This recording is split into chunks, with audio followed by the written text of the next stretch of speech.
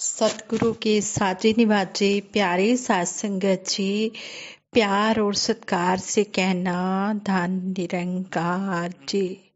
साध संगत जी, सतगुरु निरंकार दातार के आशीर्वाद से दासी आप जी के चरणों में एक स्टोरी शेयर करने जा रहे हैं। आप जी ये स्टोरी प्रवान करें।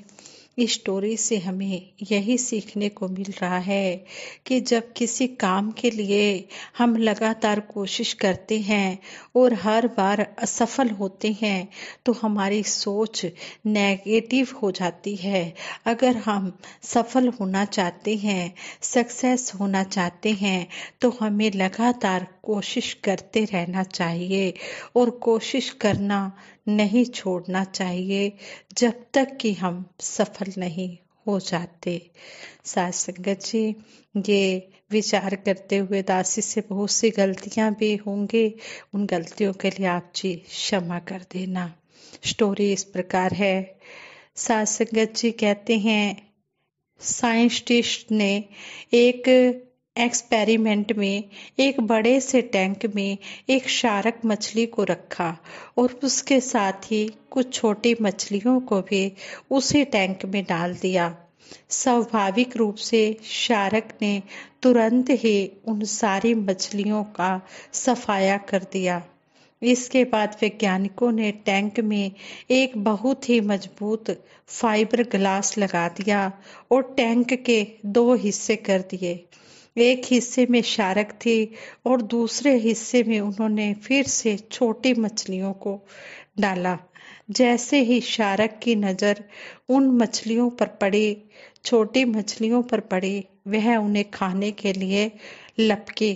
पर इस बार बीच में फाइबर ग्लास होने की वजह से शार्क उससे जा टकराई।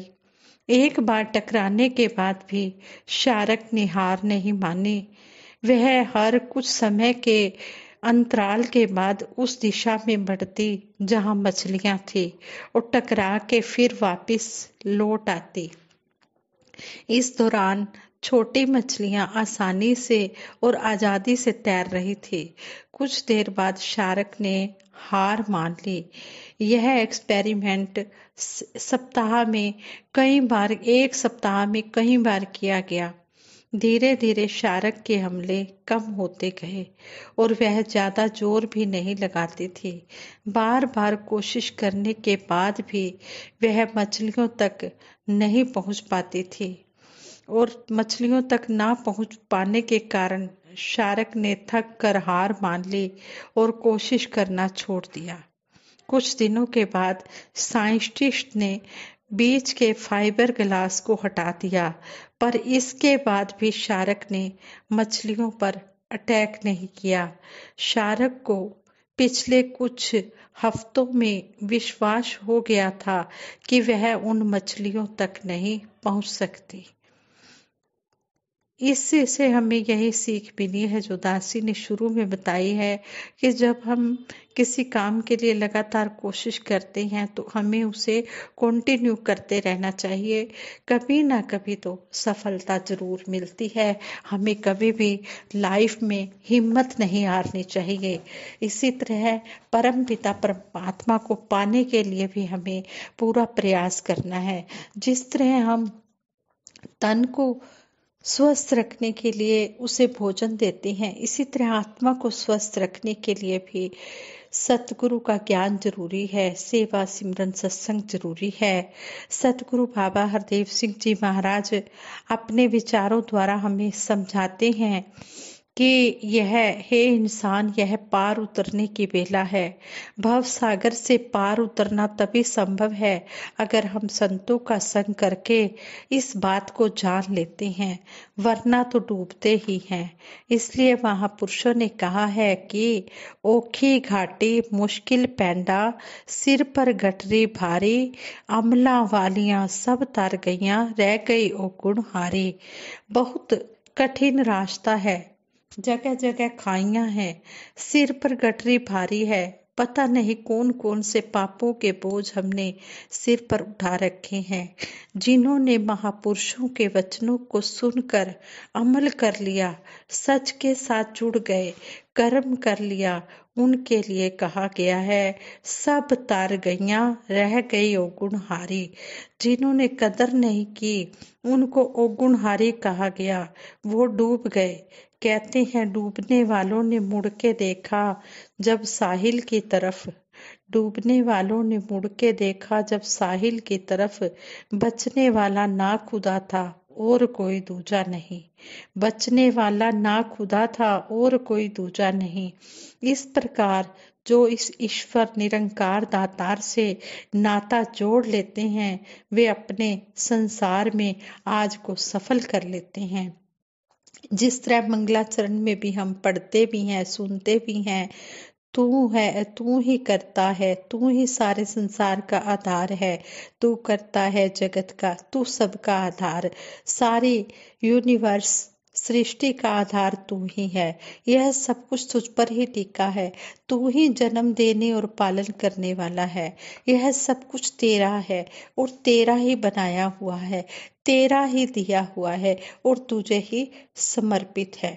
अगर तन का मान करूं तो तेरा है, मन का मान करूं तो तेरा है, धन का मान करूं तो तेरा है, मेरा कुछ है ही नहीं। ऐसा मानने वाले को कभी भी अभिमान नहीं आएगा। हम जब समर्पित हो ही गए तो मैं का स्थान ही नहीं रह पाता। जब मैं मेरा नहीं है और तू और तेरा है, संसार में जन्म देने वाला भी यह परमात्मा है और पालन भी यही कर रहा है। इंसान को भ्रम हो जाता है कि मैं कर रहा हूँ, मैं नहीं होऊंगा तो तुम्हारा पता नहीं क्या बनेगा, लेकिन इंसान नहीं जानता कि जो कुछ अचीव भी कर रहा है सब प्रभु की कृपा है। भगत जनों, संत जनों, महापुरुषों ने हमेशा दातार को ही कर्ता माना है, वे इसी को समर्पित हुए हैं, इसलिए वे अहम से भी अपने आप को बचाए रखते हैं। न तन का मान, न धन का मान, न मन का मान, बहुत कुछ आ गया तो भी दातार तेरी कृपा है, तेरी कृपा है, तेरा आशीर्वाद है। इस तरह महापुरुष संत जन समर्पित हो जाती हैं इस दातार निरंकार पर। अगर हाथ से कुछ चला गया तब भी कहते हैं तेरी वस्तु है, तुझे ही समर्पित है, और अगर कुछ आ गया तब भी कहते हैं दातार तेरी कृपा है। इसी को रजा सब्र संतोष कहते हैं। जब पाए संतोष धन, सब धन दूरी समान, जब सब्र संतोष आ जाता है तो वही आनंद की अवस्था को प्राप्त कर सकता है। उगा है सो काटिए, फूला सो कुमलाए, जो बना सो गिर पड़ा, जो आया सो जाए। जो बोया है उसे एक दिन काटना भी है, जो फूला है, जिस तरह फूल फूल खिलते हैं तो एक दिन वो कुम्हला भी जाते हैं, जो बना है वो एक दिन गिरेगा भी, और जो इस संसार में आया है उसने एक दिन जाना भी है।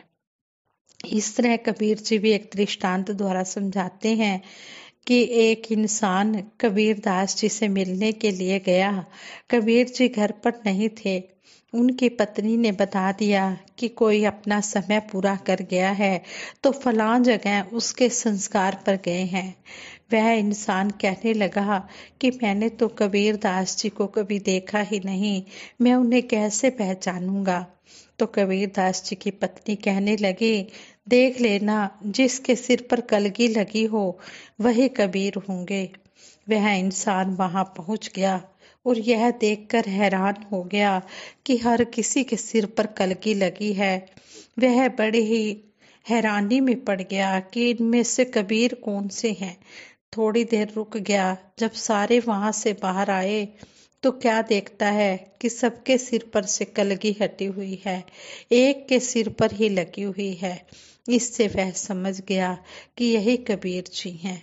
उनके पास जाकर इसका कारण पूछा तो कबीर दास जी ने समझाया कि जब अंदर शमशान में थे तो सबको एहसास था कि हमने भी चले जाना है, लेकिन जब वहां से बाहर आए तो मन में यही भाव है कि मैंने जाकर पेपर्स बनवाने हैं, उसकी जायदाद अपने नाम करवा लेनी है। वही वैर घृणा का भाव शुरू। जैसे एक चोर चोरी करने गया घर में दाखिल हुआ तो देखा कि आंगन में लाइट जल रही है। वह घबराहट में पड़ गया कि बाहर कोई जाग गया है। थोड़ी देर में फिर आवाज सुनाई दी। भाव जिस दरवाजे से आया था, घर के लोगों ने वहां पर चिटकनी लगा दी। वह घबरा गया कि अब तो मैं शिकंजे में आ गया, कुछ भी बचने का उपाय नहीं है, अब मैं यहाँ से बाहर नहीं निकल सकता। वह प्रभु से प्रार्थना करने लगा, हे प्रभु, मुझे यहाँ से निकाल दे, फिर तौबा, फिर कभी चोरी नहीं करूंगा। और ऐसी कृपा हुई कि एक खिड़की कहीं खुली मिल गई और वह निकल गया। एक दिन भी नहीं बीता, दूसरे घर चोरी करने के लिए तैयार हो गया। कहने का भाव यही है कि महापुरुष हमारे मन को फोकस करते हैं इस प्रभु की तरफ, शाश्वत की तरफ कहते हैं, उठत बैठत हर बजो साधु संग प्रीत। इस हरि का सिमरन होता रहे, हरि का एहसास होगा तो हमारी सोच निर्मल होगी, छीना झपटी की बजाय प्यार का भाव होगा। महापुरुष परोपकारी हृदय से यही चाहते हैं कि कोई भी इस प्रभु के एहसास से खाली ना रहे। इस प्रभु के साथ नाता जोड़कर भ्रम भ्रांतियां मिटती हैं। इस ज्ञान को पाने से एक तो आत्मा का कल्याण हो गया और दूसरा इस लोक की यात्रा जो हम तय कर रहे हैं, वहां सबर, संतोष, समर्पण भाव के साथ पावनता, निर्मलता आ गई। तेरे मेरे के भाव खत्म हो गए।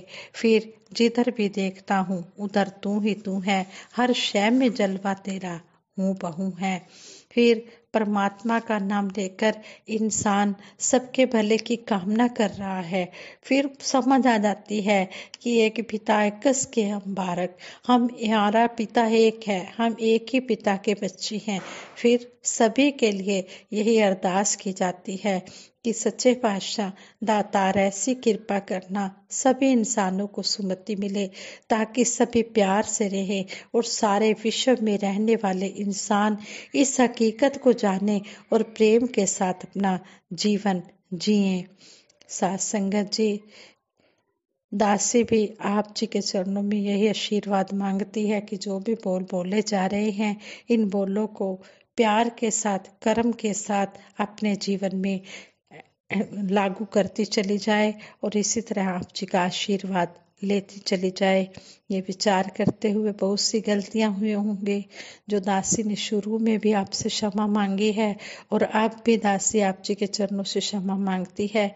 अगर कहीं पर भी कोई शब्द ऊंचा नीचा हो गया हो, आप जी को अच्छा ना लगा हो, उसके लिए दासी को क्षमा कर देना और आगे के लिए दासी को आशीर्वाद देना कि शुद्ध भाषा बोले, शुद्ध विचार करने की क्षमता बख्शना। साथ संगत जी प्रेम से कहना, धन निरंकार जी।